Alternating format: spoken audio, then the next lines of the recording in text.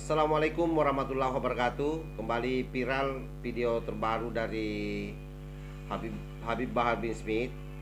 Nah, ini yang kita sebenarnya selalu wanti-wanti bahwa manakala orang ini keluar dari penjara pasti akan kembali berkicau. Dan hal tersebut betul-betul terjadi.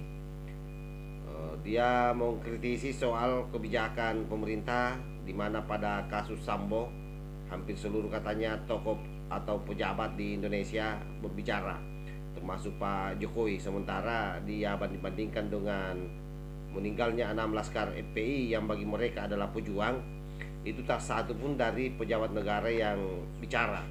Satu polisi wafat, Sambonya ditahan, Sambonya ditangkap. Dari presiden sampai Kapolri semua angkat bicara, semua turun tangan. Kenapa 6 laskar yang wafat semuanya diam, semuanya bungkam, saudara-saudara? Saya tanya, adil apa tidak? Agennya Adil apa tidak? Adil apa tidak? Ketidakadilan lawan apa biarkan? Lawan. kesimpulannya bahwa selama orang-orang ini masih berkeliaran, maka jangan pernah berharap Indonesia ini aman. Apalagi menjelang 2024 ini, seluruh panggung akan dia maksimalkan, upayakan bagaimana caranya yang menang adalah temannya. Yang waras tidak boleh mengalah terhadap mereka para pencoleng-pencoleng agama yang menjadikan agama sebagai alat politik.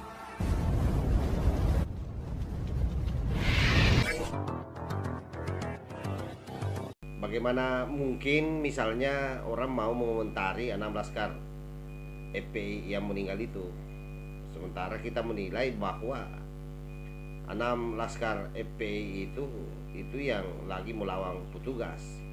Dalam artian tindakan yang dia ambil adalah tindakan kriminal. Nah, ketika melawan petugas, saya kira kode etiknya jelas bahwa kalau mau membahayakan petugas di dalam melaksanakan tugasnya, ya pasti ditindak lebih dulu daripada petugasnya yang meninggal, kan begitu.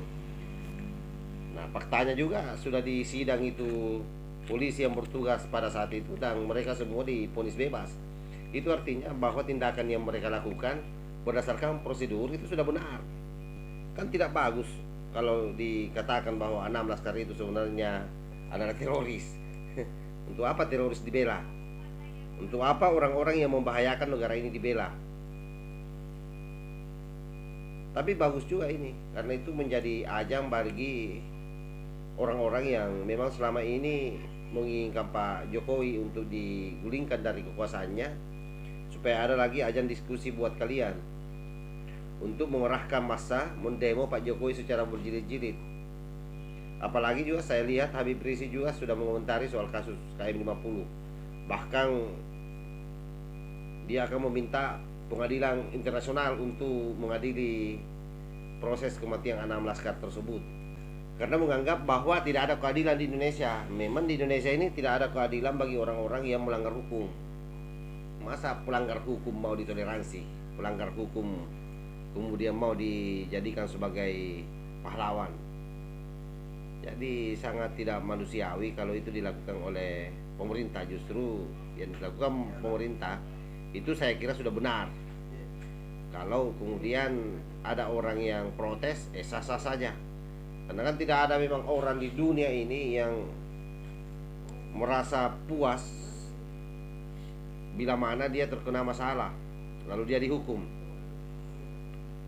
Makanya seharusnya kemarin ini Habib Bahar bin Smith ini dihukum lama. Sayangnya hanya berapa tahun itu hukumannya. Nah, inilah efeknya. Jadi begitu keluar lagi. Nah, nanti yang disalahkan pemerintah lagi. Tapi disitulah kehebatannya Indonesia, karena betul-betul hakim tidak bisa diintervensi dalam mengambil keputusan. Karena kalau kita maunya ya sekelas Habib Bahar dengan kesalahannya itu yang berkali-kali dia lakukan, harusnya ada efek jerah, pasal berlapis kan, sehingga bisa lama di penjara. Tapi hakim menilainya lain dan tidak ada yang bisa mengintervensi itu, sekalipun presiden. Akhirnya cepat bebas.